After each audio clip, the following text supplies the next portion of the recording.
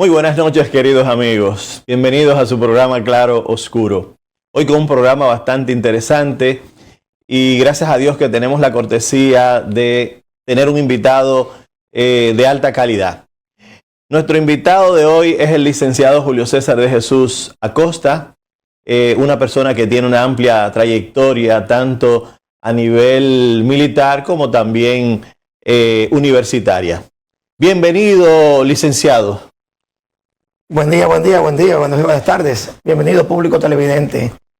Es un placer para mí estar aquí en este programa de honor suyo. Sí, no, realmente quienes se sienten en su momento honrados somos nosotros. Usted en su amplia trayectoria, es decir, fue militar o todavía tiene ideas, se fue prácticamente a una institución bajo la idea de que algo se podía hacer, algún tipo de transformación, pero aquellas personas que son brillantes tradicionalmente se van bajo la idea porque se constituyen en un estorbo para aquellos que realmente no quieren que las cosas cambien, porque aquellos que no quieren son personas que son apegadas a cosas materiales y en el fondo el hecho de estar apegado a cosas materiales les hace de que estén más interesados por intereses económicos que en el fondo se quedan, pero no se dan cuenta ni tienen la capacidad de darse cuenta que están siendo observados. Usted también del punto de vista político, porque dentro de la política existe la política partidista, pero usted, según tengo entendido, siempre perteneció a aquellos grupos importantes dentro de la Iglesia Católica, como eran el grupo Caminantes. Del punto de vista político, digo yo, porque siempre se velaba por un interés común, un bienestar general, un interés colectivo. Es decir, se hacían muchos proyectos de ayuda a la sociedad. ¿Qué usted puede decir de ese historial que usted tuvo perteneciendo al grupo Caminantes de la Iglesia Católica? Bueno, desde mi infancia me crié y me formé en un hogar cristiano, católico. Somos, podríamos decir que miembros de una familia eminentemente católica en formación de principios y valores cristianos. Fuimos además sobrinos de un obispo y de un sacerdote y de un diácono. Pues nuestra trayectoria por la Iglesia Católica siempre ha sido fructífera. Empezamos desde el principio, haciendo la primera comunión, la confirmación, etcétera. Formamos parte del grupo Juvenil Caminante, aquel era un grupo, podríamos decir, cultural, católico, en base a principios y valores, en la base cristiana.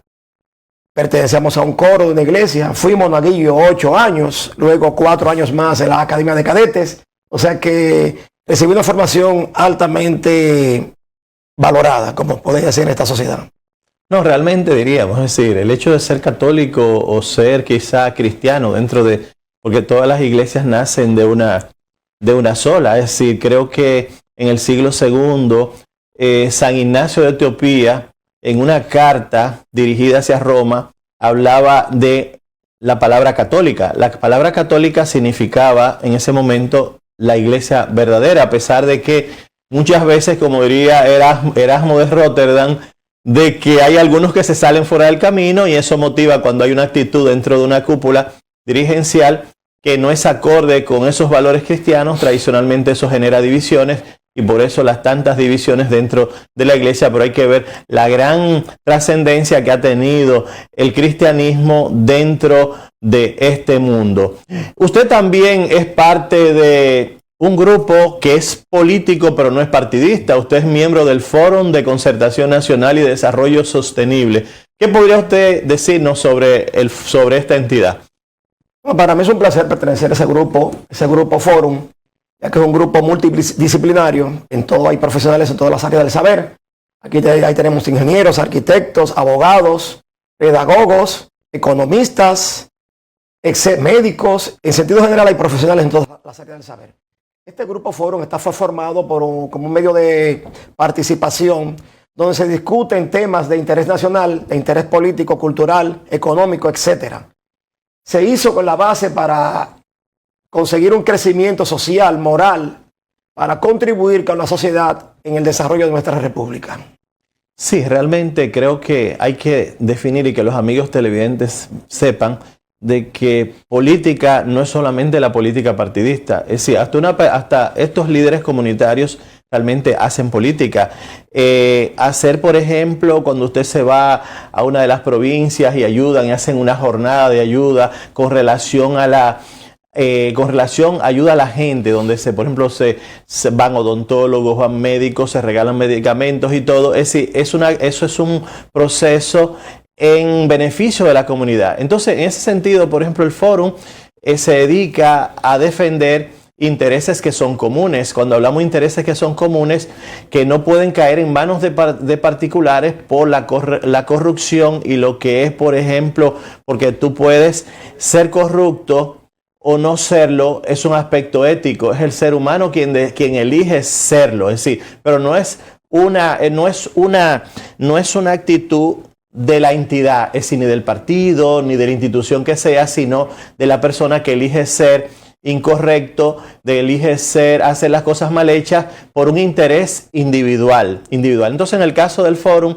se defienden intereses que son comunes, como por ejemplo, los recursos que deben ser necesarios para tener un buen desarrollo humano, un desarrollo económico local de nuestras comunidades, una mejor infraestructura, de que nuestras tasas de capitalización mejoren, tener un mejor acceso a tecnología, de tal manera de ir incorporando quizás al productor con el consumidor e eliminando poco a poco lo que son los intermediarios que hacen que estos productos lleguen a manos del consumidor más costoso. Si no defendemos lo que es común, entonces te vas quedando sin un buen nivel de educación, sin un buen nivel de salud. Por ejemplo, mira nuestro sistema de justicia, que es uno de los valores principales que una sociedad debe tener. Realmente es un sistema de justicia que a todas luces de ser correcto, realmente obedece a acuerdos. Entonces, realmente es una forma de manifestar que no estemos de acuerdo de que los recursos que son de interés común, también para tener una mejor infraestructura, no terminen en manos de terceros, de que si se va a hacer una línea de metro, la número 1, con certeza que se hubiesen construido 2 y ¿qué ocurre? ¿Dónde están esos recursos? En manos de particular. Entonces, esto a todas luces de abusivo, debemos rechazarlo como sociedad, porque entonces siempre seguiremos siendo un país que está dentro del subdesarrollo, y ser desarrollado no, muchas veces obedece a una actitud del ser humano. El ser humano, si esos recursos terminan en manos de particulares, entonces si tú necesitas una infraestructura vial que dé solución al parque vehicular que tenemos, no la vas a tener. No lo vas a tener porque esos recursos están en manos de terceros. Y todos esos contratos leoninos que han hecho algunos gobiernos, todo eso, es decir, cuando se dan esos contratos así, es porque de alguna forma se es juez y parte. Es decir, se recibe por detrás una cantidad de dinero de recursos determinados. Eso está en las redes sociales. Y realmente, ¿qué ocurre? Seguimos siendo pobres porque hemos elegido el camino incorrecto. El camino correcto sería tú luchar por lo que es el interés general, el bienestar colectivo, el desarrollo integral de todos, la preservación de derechos que son fundamentales para que las personas se desarrollen, e invertir en lo que es la infraestructura, el desarrollo humano, dar acceso, es decir, capacitar, formar, integrar a la persona dentro de una economía de mercado, y también el acceso al crédito, pero que los recursos que el Estado debe destinar para mejorar la calidad de vida de la gente terminan en manos de emporios económicos importantes, y entonces el fin básico para el cual ese acceso al crédito es decidido no llega a su destino, a donde debe ser. Es necesario que la gente se capacite, es necesario que la gente tenga capacidad de productividad de bienes y servicios, de que puedan generar riquezas, de tener autonomía, desarrollo, capacidad de suplirse todas sus necesidades básicas, y lo que es la autorrealización como individuo y como persona. Cuando usted libera una persona, esa persona entonces es productivo, y ella es esa persona quien es capaz de cubrir todo lo que es el pago de lo que es el pago de su educación y su salud, a pesar de que en países desarrollados la educación la cubre el gobierno, pero la salud la cubre el ser humano. Cuando los seguros de enfermedad son obligatorios, y realmente es a través del sistema de seguros que esto funciona. Ahora bien, aquí, por ejemplo, me he incorporado un sistema de seguros que no está acorde con la realidad social de nuestro país. Es decir, hay que estudiar bien lo que son los principios de estos modelos, de tal manera de que no sean eficientes y que los recursos terminen en manos de emporios económicos. Nada, amigos, nos vamos a una primera pausa y seguimos con este tema. Continuamos con su programa, amigos. Hoy nos sentimos un momento honrados porque tenemos acá al licenciado Julio César de Jesús. Licenciado, hoy en día a nivel mundial hay muchos problemas. Hay una situación en un cierto sentido de caos, una incertidumbre, los mercados, por ejemplo, los índices económicos, por ejemplo, el ISP 500 están alterados, está en caída. ¿Qué piensa usted de esas guerras comerciales y esas guerras arancelarias?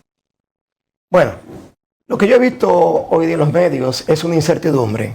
Una incertidumbre en cuanto a las medidas tomadas por el presidente norteamericano Donald Trump sobre someter o aplicar aranceles e intereses de un 25%, principalmente a sus socios comerciales. Yo veo que esa medida ha sido porque Donald Trump se ha dado cuenta de que la negociación del Tratado de Libre Comercio entre Canadá, México y Estados Unidos fue desproporcional. En el sentido de que estos dos países limítrofes estaban recibiendo mayores beneficios que los Estados Unidos. Eso es por una parte. Por otra parte, existe el éxodo de los empresarios e inversionistas norteamericanos hacia países tales como México, Brasil, Canadá, etcétera, lo cual ha traído como consecuencia una ida de la empleomanía y de las oportunidades de trabajo de los norteamericanos. Se sabe que los inversionistas buscan siempre lugares y países aquellos que les faciliten mejores beneficios en cuanto a la producción y los gastos, para así generar mayor cantidad de riquezas. Pero el interés de Donald Trump principalmente es atraer a esos inversionistas para que vuelvan a instalar en Estados Unidos esas plantas de generación de riqueza y bienes materiales. Bueno, pero yo diría lo siguiente, es decir, cuando tú tienes unos convenios, unos tratados internacionales, tú no puedes violarlo así por así, es decir, por el hecho de que no te favorezcan. Es decir, tú tienes que ver, por ejemplo, qué es lo que ocurre, quién produce mayor cantidad de bienes y servicios. Es decir, la productividad de bienes y servicios genera la riqueza. Y entonces, ¿qué ocurre? Si tienes un déficit con México, con aproximadamente, si el mercado del DERECAFTA era de sobre los 800,000 millones de dólares y tienes un déficit con México de 300,000 y con Canadá de 300,000 también, tú tienes que ver, qué está pasando, pero tú no puedes violar los convenios así. Ahora, ¿qué creemos, por ejemplo? Eso está obligando a estos países a plantearse alternativas. Si anteriormente el 97% del petróleo, de la energía, del gas que producía Canadá lo exportaba a Estados Unidos, ¿qué va a hacer? Buscará otros mercados. Es decir, en el caso de México tiene una mayor flexibilidad porque producir un artículo dentro de México, si el artículo cuesta $100 y le colocan un arancel de un 25%, entonces costaría 125, pero ese mismo artículo en Estados Unidos está costando $400. Entonces, por esa flexibilidad que tiene México como país de que el costo de la materia prima y el costo de la mano de obra es mucho más barato, por eso tiene esa gran flexibilidad México como país. Y entonces lo que está ocasionando que hizo la presidenta de México, Claudia Sheinbaum, es si tú nos tratas así, que somos tus amigos, todos somos tus hermanos, entonces ¿qué vamos a hacer? No te vamos a suplir las piezas y ni los automóviles. Entonces, ¿qué pasa? Si no suplen las piezas adecuadas, entonces hay problema en Estados Unidos, entonces se cierran muchas fábricas de autos, por ejemplo en Michigan. Entonces, ¿qué ocurre? Hay problemas también en la cadena de distribución, porque también los que venden los vehículos tampoco los pueden vender porque no los tienen. Entonces, realmente dentro de una economía global es difícil tomar decisiones así por así. En el caso de Canadá, con relación a la energía, sí hay, por ejemplo, hay algunos estados que han intentado, lo han dicho, bloquear la energía y el petróleo que envían a Estados Unidos. Es decir, pero ¿qué ocurre? El mismo Trudeau Justin Trudeau ha dicho, bueno, pero vamos a esperar algún tipo de negociación. Y cuando el día 4 de marzo que Donald Trump se presentó ante el Senado, impuso de nuevo, es decir, justificó las medidas arancelarias. Hay algunos grupos, como el grupo Patterson de investigaciones económicas, que han dicho que lo que va a conseguir con esa guerra arancelaria es mucho menos del 2% de lo que recibe Estados Unidos por los impuestos sobre la renta. ¿Qué le parece a usted esas ideas? Bueno, ese desbalance que existe hasta el momento comercial en cuanto a las importaciones y exportaciones trae como consecuencia mayores ganancias para México y Canadá. Vi esta semana la noticia de que empezaron a aplicarse impuestos arancelarios de un 25%, del 25%, tanto al hierro como al aluminio que llegaba de Canadá. Veo anuencia, o sea, veo objeción en cuanto en Canadá principalmente. Aunque Trudeau ha hablado bastante al respecto, pero no tiene casi intereses en América, que no sean más bien que las Guyanas. ¿Quién le pone reglas a los imperios? Nadie. Puede haber tratados de diferentes tipos. Lo que pasa es que los presidentes de los imperios, llámese China, Rusia y Estados Unidos, imperan y aplican sus reglas para conseguir que se modifique ese tratado de libre comercio que se ha hecho entre ellos. Ese es el objetivo de Donald Trump. ¿Para qué? Conseguir mayores ganancias para el pueblo norteamericano. Pero que el artículo 5 de las Naciones Unidas dice de que tradicionalmente estas decisiones no se pueden tomar de manera unilateral. Hay que consultarla con el Consejo de Dirección. ¿Tú me entiendes? Entonces, ¿qué podría decir? Por ejemplo, en cuanto al hierro, que lo has mencionado, el hierro, por ejemplo, Australia le vendió el año pasado más de 1.000 millones de toneladas a China.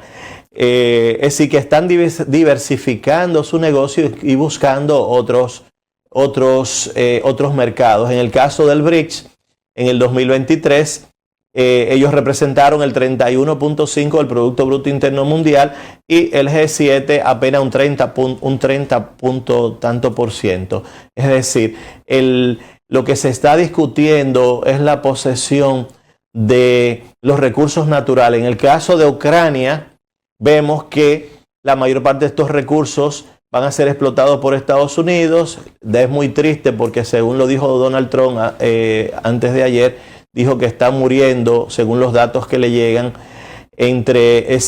más de entre 2.000, 3.000 y hasta 4.000 soldados por semana. Y realmente ha dicho que son soldados ucranianos y soldados rusos. Esto es delicado. Hay que ver que en la guerra de Vietnam, en los últimos meses, tenían que buscar una salida por la cantidad de protestas que existían dentro de Estados Unidos, porque todas las semanas estaban muriendo cerca de 500 militares norteamericanos dentro de la guerra de Vietnam. Ahí se buscó una salida que fue la vietnamización del conflicto de Vietnam, de tal manera de ellos quizás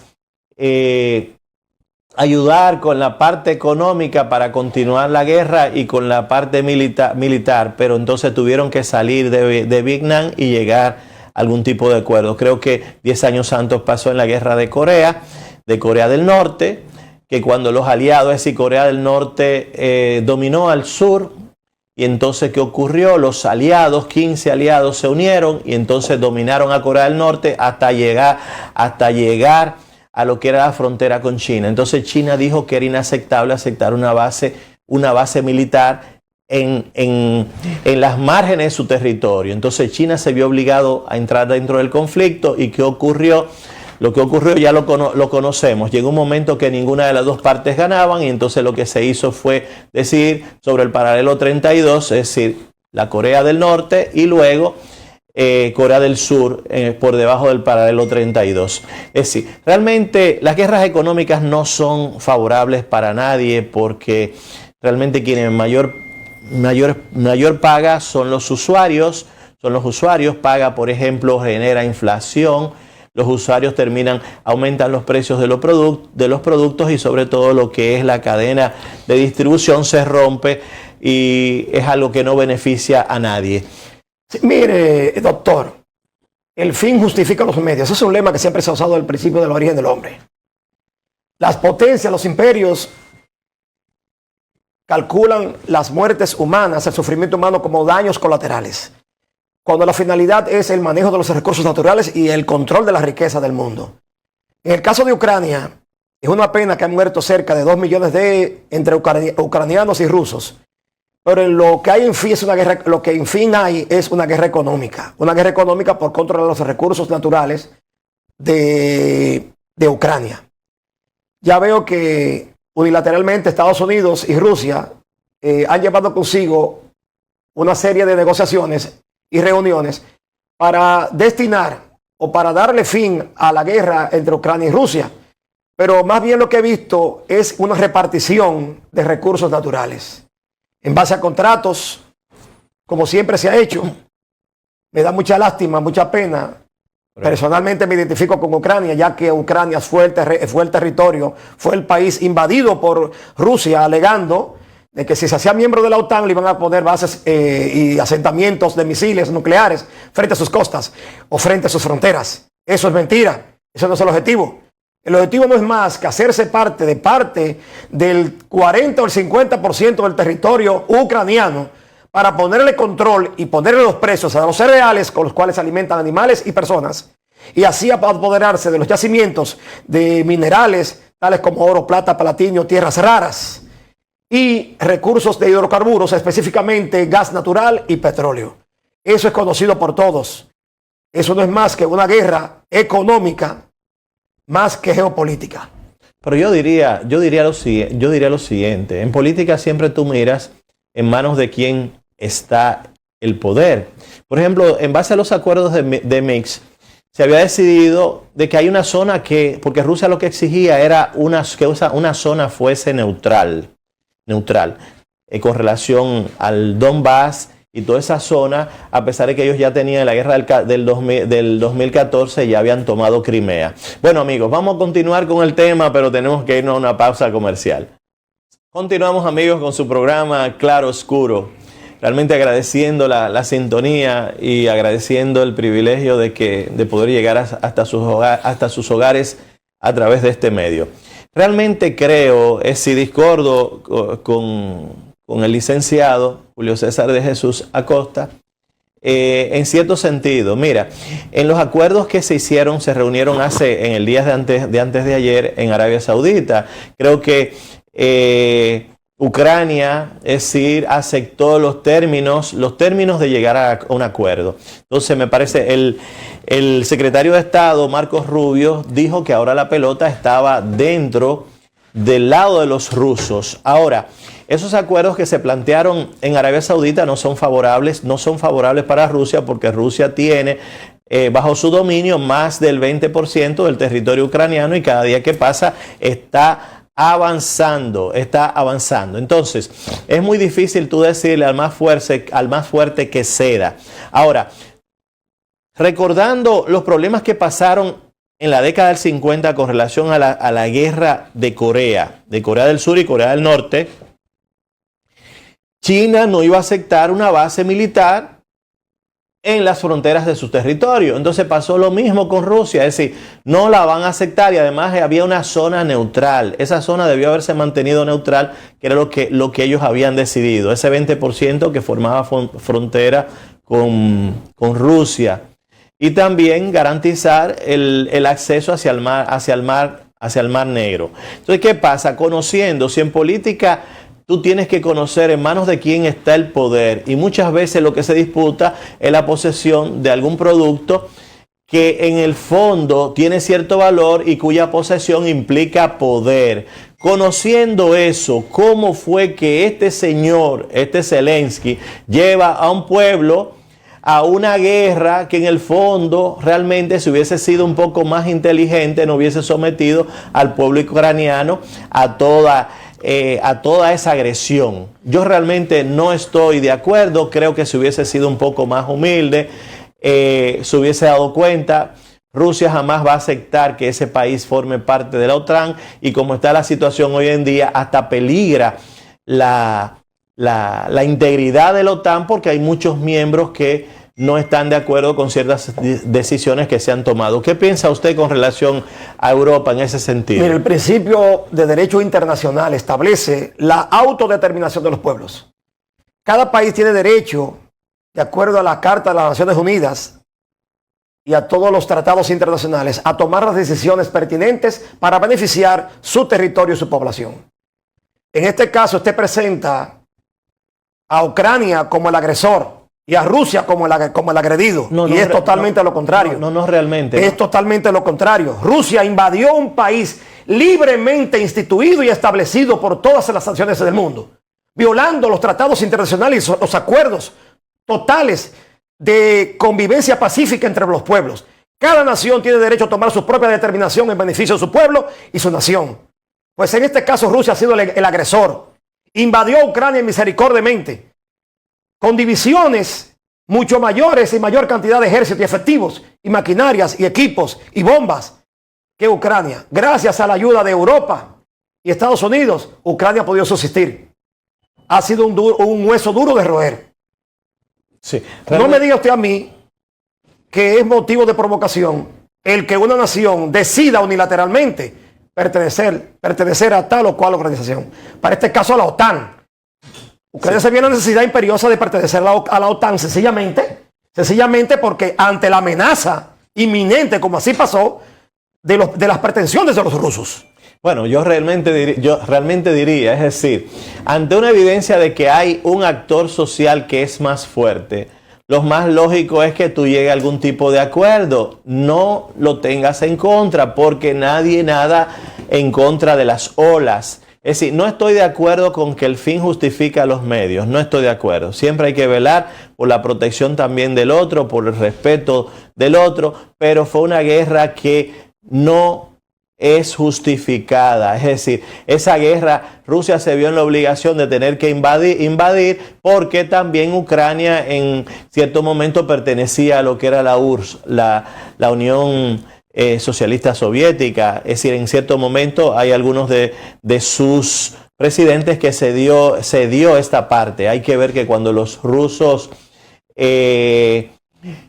comenzaron a darle oportunidad de que la clase obrera fuese dueña de los medios de producción, la clase obrera dejó de invertir. Las fábricas se tornaron deficientes porque no eran competitivas, no invertían. Le dieron oportunidad a la clase obrera de que fueran dueños de medios de producción, de que fuesen dueños de bancas y de consorcios. Entonces, ¿qué fue lo que ocurrió? Que existía un tipo de dinero que era físico para comprar cosas entre la gente y quienes los producían, y un dinero que era, diríamos, un dinero que era a través de la tecnología, que no era físico, que era el dinero entre el gobierno y las entidades que lo producían. Entonces, al unir estos dos dineros, ¿qué ocasionó? Crearon un excedente, y ese excedente generó una crisis económica, social y política. Entonces, ¿qué ocurre? ¿Qué ocurrió? Esos mismos obreros que habían sido obreros terminaron. En Rusia existía lo que era el precio único, es decir, un precio más barato para que sea de consumo de la población. Comenzaron a comprar a precio único y exportar fuera de Rusia. Entonces, ¿qué ocasionó? Esto ocasionó una inflación, una escasez, un aumento exagerado de los precios, y que ya la historia la conocemos como cayó la Unión Soviética. Entonces, en ese sentido, Ucrania fue cedida. Ahora bien, no le damos el derecho a Rusia de que haya hecho esto. Estamos de acuerdo con la protección de la integridad territorial. Ahora, un hombre inteligente, ¿qué era lo que tenía que hacer? Valorar cuál es el costo-beneficio, no llevar, si te están exigiendo que esa zona sea neutral y te están diciendo que no van a aceptar una base ahí en la frontera con Rusia, llega algún tipo de acuerdo, que sea favorable, pero ahora es muy difícil. Cuando el secretario de Estado dice hace 2 días, que lo dijo después de la reunión en Arabia Saudita, dijo: la pelota está del lado de los rusos. Pero ¿qué ocurre?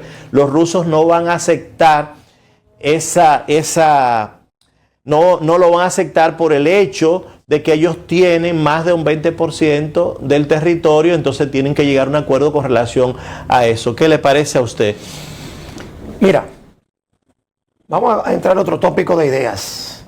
Los demócratas, auspiciadores de la guerra y del comercio armamentista, se descuidó de Ucrania, en el sentido de que provocó esta guerra indirectamente. ¿Por qué? ¿Quién le dice a los rusos que ellos, Ucrania principalmente, iba a instalar bases militares y asentamientos de misiles? Eso es una suposición, en el sentido de que Ucrania tenía el interés o tiene el interés de pertenecer a la OTAN. ¿Para qué? Para protegerse del imperio ruso. Ya vimos la historia en el pasado donde los zars ocuparon Eurasia completo y seguían en su expansión. Y si los europeos no se unen, los dominan también. ¿Y qué pasó con Lenin? Lo mismo. Lo mismo. Ucrania es un país libre, soberano y tiene su derecho a ser una república independiente fuera del imperio ruso. En eso estamos de acuerdo, es verdad. Pero hay que ver, no hay de inteligencia, vas a confrontar al más fuerte. Entonces, ¿qué pasa? Es una guerra híbrida donde, por ejemplo, hace varios días el presidente Donald Trump dijo, vamos a evacuar más de 20,000 soldados norteamericanos. Entonces, ¿cuál es la ayuda que le están dando? El control de los satélites y el control de los misiles. No creo que Estados Unidos todavía le dé algún tipo de derecho a utilizar algún misil supersónico que podría llegar a Moscú o alguna ciudad importante. Yo sé que su temor es ese, que si le hacen asentamientos de base de misiles frente a sus costas, hombre, frente a su territorio, Moscú queda apenas a unos 500 o 1000 kilómetros. O sea que un misil lanzado desde Ucrania hacia Rusia en 5 minutos está allá. Ese era el miedo, pero dime, ¿qué puede asegurar a Rusia de que Ucrania, si se hace miembro de la OTAN, le van a instalar frente a sus fronteras asentamientos de misiles? Ninguno. Ya siendo miembro de la OTAN, con certeza. No. Tiene derecho a hacer lo que considera. No, doctor. Yo disiento totalmente de su idea y su mentalidad. En esto lo que se ha visto es una invasión, un abuso, una intervención militar de una potencia rusa sobre un país pobre o medianamente pobre, en vías de desarrollo. Ucrania es una nación próspera, con múltiples recursos. Los territorios agrícolas más fértiles de toda Eurasia los tiene Ucrania.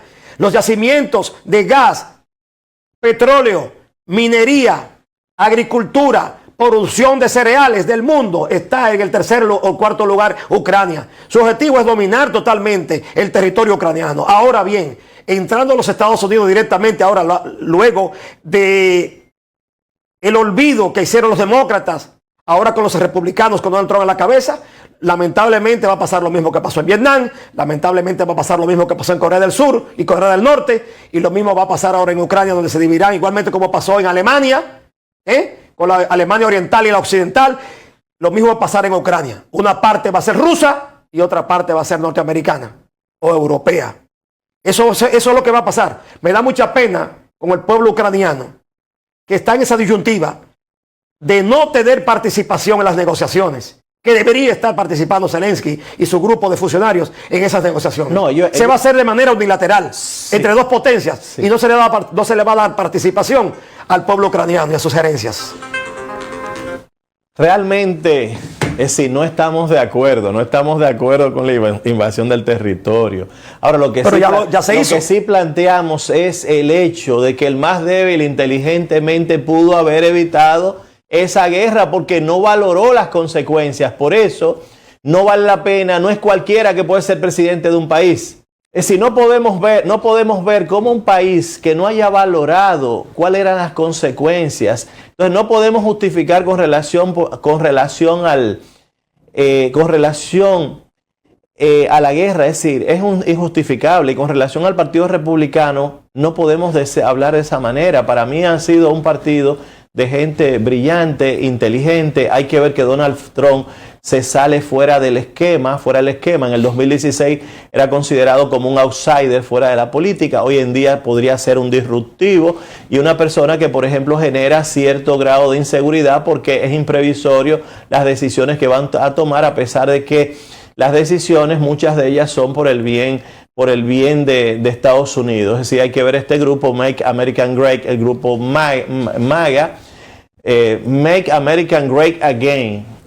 Es decir, él tiene un compromiso con este grupo y hay que ver que con este grupo logró tirarse en contra diferentes medios de comunicación y es difícil, es decir, creó un paradigma, una persona que viene fuera de la política, tiene gente muy inteligente detrás, es decir, tiene unos especialistas en estudios semiológicos, determinaron por estereotipos cómo pensaba cada grupo y entonces en base a lo que querían esos grupos tomó unas decisiones y defiende esos intereses y valoramos, es decir, y más preservar lo que es lo que es el pueblo dominicano, lo que es el pueblo norteamericano, un pueblo conservador.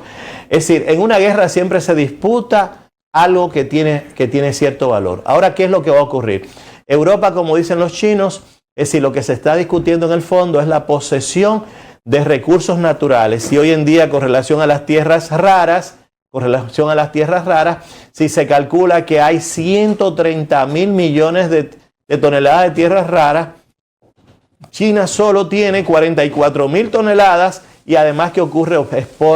Explota el 80% de todas estas tierras raras. Entonces es un poder, es decir, con relación a Groenlandia, también ¿qué está pasando? Es decir, los recursos tiene grandes inversiones y Estados Unidos se ha dado cuenta que a través de la franja y la ruta se han adueñado un 12% de lo que son los puertos europeos.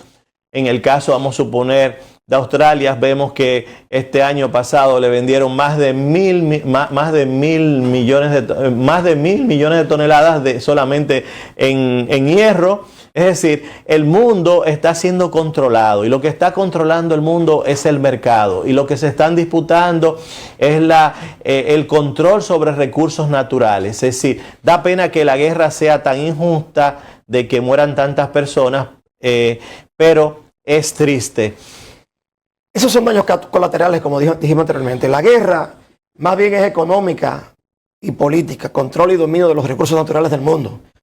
Esos daños colaterales solamente los aportan los pueblos sobre el territorio sobre el cual se ejecutan y se ejercen las guerras. Miren, yo le hablaba anteriormente a ustedes sobre el descuido que había hecho el Partido Demócrata y su presidente Joe Biden de todos los países aliados. Vemos como en Perú, Bolivia, se está explotando tierras raras. Ya China tiene control absoluto del mayor puerto de toda América del Sur. Tenían ya el control del canal de Panamá. Y lo tienen. Ahora que no le van a renovar el contrato, pero lo tienen todavía. El contrato existe. Tanto el puerto de entrada como el puerto de salida del canal de Panamá. Como dice Donald Trump, los demócratas descuidaron a América, descuidaron a Ucrania, porque lo único que les interesaba era poner en ejecución el plan de la comercialización de venta de armas en base a la guerra. Y para nadie es un secreto. Ahora bien, Donald Trump viene a tomar el poder norteamericano del imperio de América, porque ya China compite con él a nivel comercial y Rusia a nivel militar, ya que los demócratas descuidaron todos aquellos socios comerciales, socios políticos y económicos de todos los Estados Unidos. Donald Trump viene a recuperar ese poderío, esos contratos, esos pactos, esos convenios que había tenido con los países amigos, ya que se dejaron coquetear del dinero chino. No, yo no diría realmente, es decir, porque China realmente lo que hace es que te da la posibilidad de desarrollarte como país y si tú no tienes los recursos, como pasó con el canal de Panamá, lo que pasa es que ellos son quienes los administran. Entonces, realmente es una relación de dominancia. Es decir, Hay muchos países que no se han dado cuenta y no han caído en esta trampa, pero China hoy en día es un poder y no son dos puertos del canal de Panamá. Ellos tienen control de dos puertos, pero no tienen control del canal. El de la entrada y el de la salida. No. O sea que tienen control absoluto del canal de Panamá. No, e incluso el puerto que pusieron en Perú, hay un escándalo inmenso porque ellos no permiten auditoría ni permiten fiscalización del Estado peruano sobre ese puerto. Y en el canal de Panamá, hace un mes me enteré y vi una discusión entre senadores y diputados de Panamá, donde se determinó que en 3 años de pacto con China, China no ha erogado un solo peso al Estado panameño. Eso indica de que es un control absoluto que quieren los chinos de todos los medios de producción que hay en el mundo. Y en eso es lo que Estados Unidos está ahora mismo para recuperar esos territorios perdidos. No, es el comercio, realmente es el comercio. Hoy en día el pseudodios es el mercado. Hoy en día hay una promoción, en cierto sentido, no hablando de la guerra, hay una promoción a la incultura y a la mediocridad. Hay que ver que hay algunos que creen que pueden ser presidentes promocionando la incultura, pero no.